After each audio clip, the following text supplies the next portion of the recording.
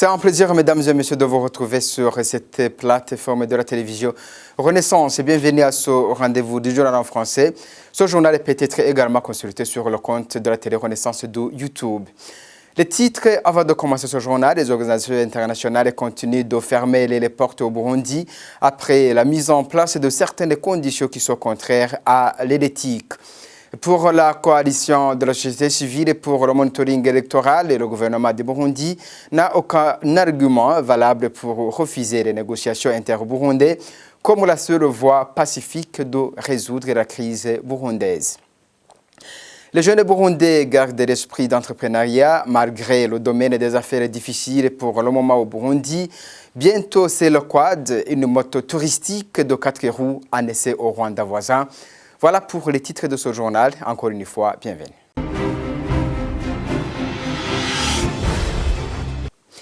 Je vous le disais dans les titres, l'ONG RCN Justice et Démocratie est récemment contrainte de fermer ses portes, avait un chantier de promouvoir et appuyer une justice de proximité ainsi que des pratiques démocratiques.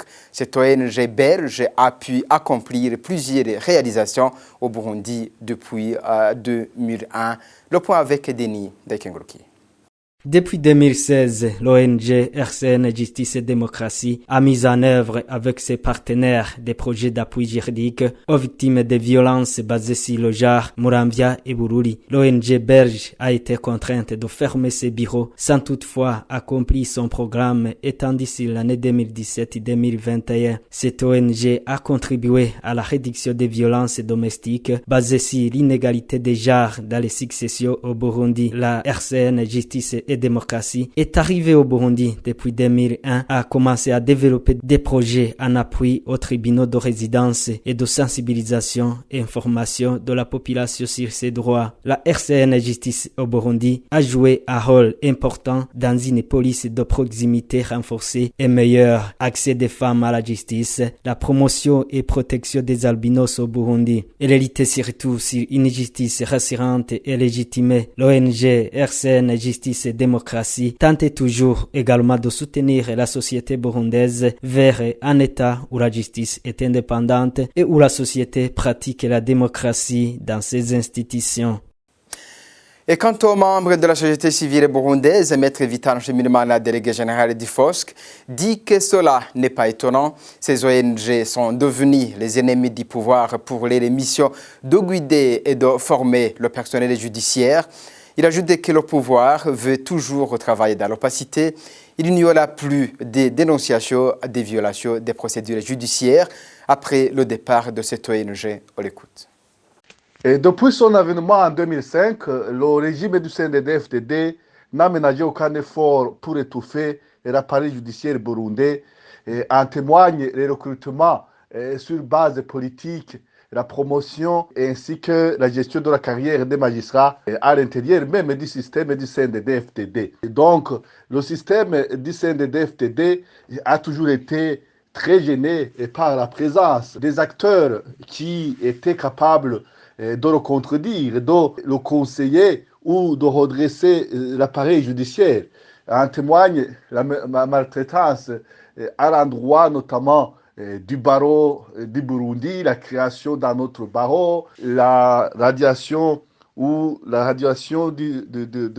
bâtonnier de l'ordre des avocats du Burundi, mais aussi d'autres mesures qui ont toujours montré que ce système a toujours combattu l'émergence d'un appareil judiciaire capable de protéger les droits humains, leurs biens et propriétés. Donc aujourd'hui, ce n'est pas étonnant de voir que le régime se réjouisse du départ des ONG qui contribuaient pour le renforcement de l'appareil judiciaire par des formations, par des appuis multiformes. Ces ONG, le RCN, Justice et Démocratie et Avocats sans frontières ont donné des appuis substantiels, notamment au barreau du Burundi, mais aussi aux magistrats. Et je me souviens que dans les années 2000 à 2011, il y a eu beaucoup de causeries judiciaires en droit des magistrats qui ont été organisés à travers le pays pour discuter notamment de la justice pénale humanisée. Et donc, un régime qui est en train de commettre des crimes contre l'humanité, un régime qui a toujours démontré sa velléité à étouffer l'appareil judiciaire, ne pourrait pas marcher, ne pourrait pas cohabiter avec des acteurs, avec des partenaires qui veulent la justice, qui veulent la promotion d'une justice équitable, d'une justice indépendante, d'une justice respectueuse des standards internationaux en matière de la gestion de la justice et des droits humains. Voilà, c'était Maître Vital Nshimirimana. Il a été joué par téléphone. Pierre Nkurunziza devrait se souvenir qu'il a été sur la table de négociation grâce au pouvoir.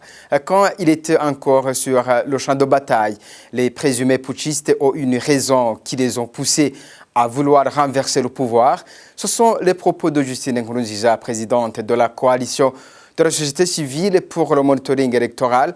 Selon elle, seule la voie du dialogue peut dégager une solution pour ramener la paix au Burundi. On l'écoute. Le gouvernement de Bujumbura a déjà arrêté le processus de négociation, ce qui est une très mauvaise chose parce que la majorité des Burundais avait bien voulu qu'il y ait négociation. Tout le monde est contre le sang qui pourrait être versé encore une fois via des rébellions.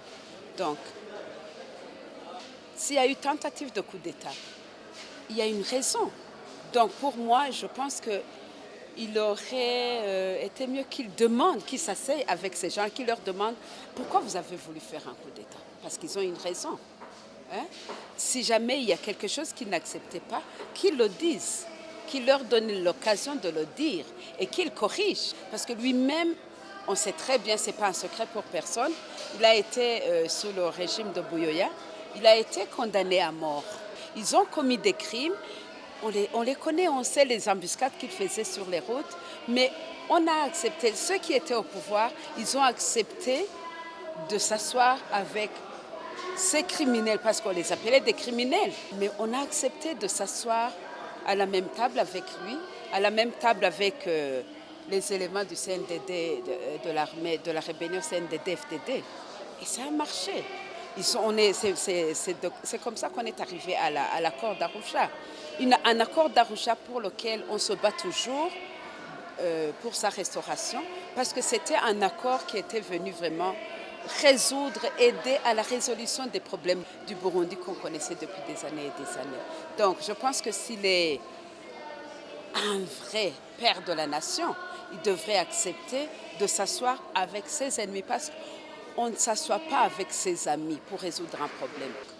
S'il faut s'asseoir, il faut s'asseoir avec ses ennemis et discuter de ce qui ne va pas, quelles sont les solutions à proposer au Burundi pour reconstruire le Burundi, pour offrir un Burundi paisible.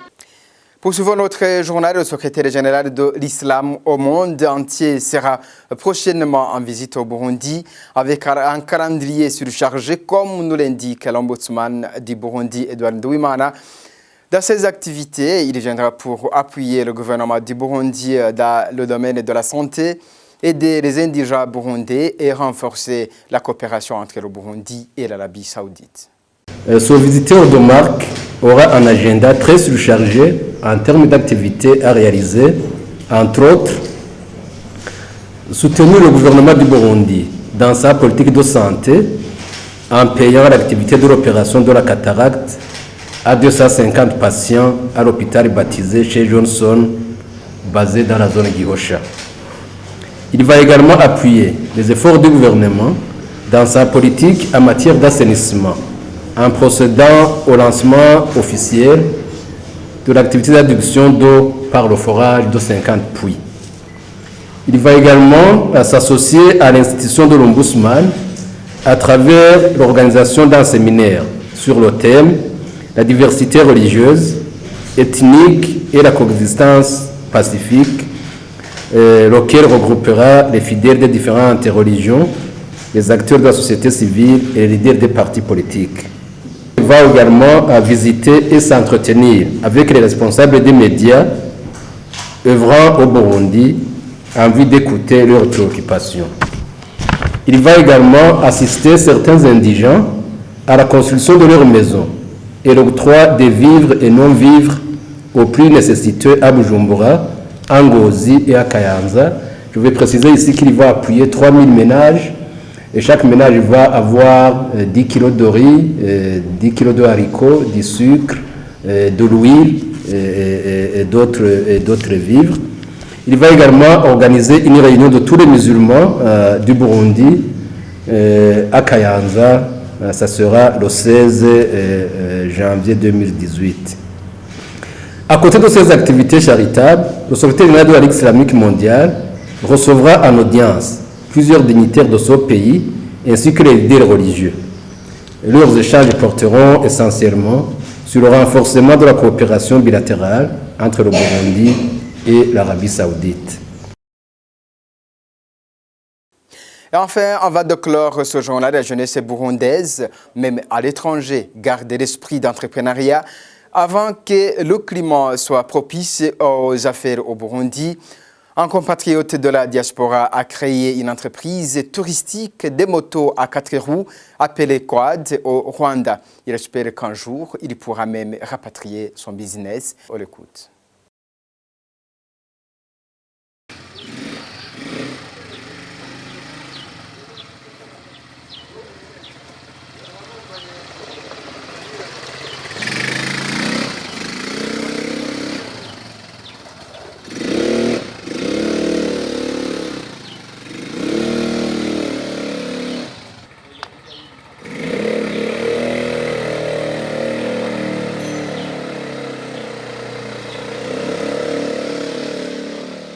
Ce jeune Burundais qui a eu la chance d'étudier la mécanique dans les grandes universités occidentales a eu l'idée de créer une entreprise touristique avec ses motos à 4 roues appelées Quad dans l'optique de chercher une activité génératrice de revenus. Avant qu'un climat propice aux affaires revienne dans son pays natal, Burundi, ce jeune compatriote a fait l'alternative de démarrer son entreprise dans un pays de l'Afrique de l'Est plus stable. Pour plus de détails sur l'organisation de ce business et les perspectives d'avenir, on écoute ce jeune entrepreneur. Je m'appelle Bikram Guiza et je vis en Écosse et je viens de Burundi.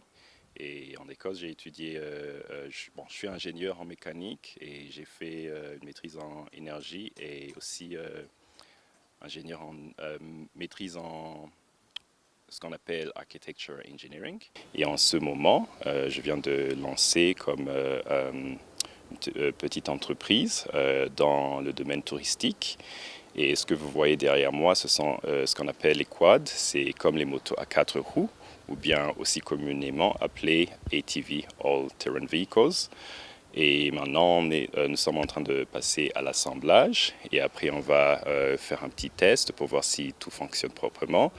Et peut-être dans une semaine, on va pouvoir se lancer, on va travailler avec un partenaire. Et là, il y aura les touristes, mais aussi il y aura comme les Rwandais, les Burundais, tout le monde qui aura quand même la chance de louer une quad et faire 30 minutes, 1 heure, 2 heures ou toute une journée. En ce moment, je commence par le Rwanda, mais je m'élargis et après ce sera peut-être la région de Gisenyi et les autres provinces ou collines de Rwanda.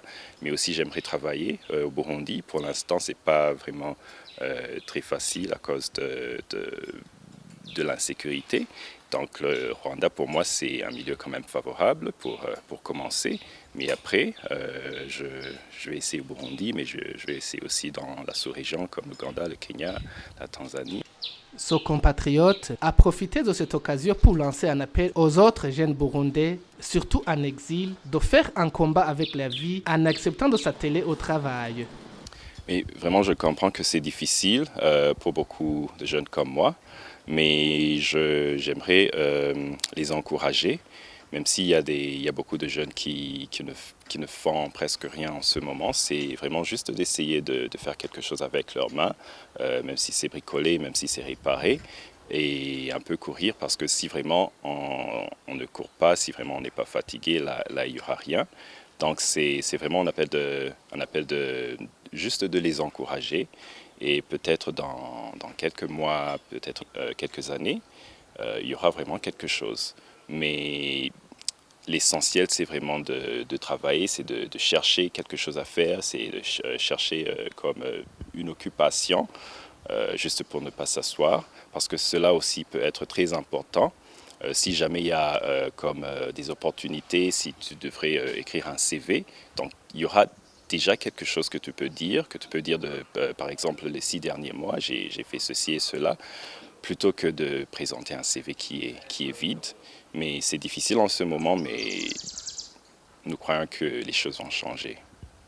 Ce jeune âgé de 27 ans espère que son entreprise va réussir dans la région des Grands Lacs, étant donné que notre sous-région est propice au tourisme.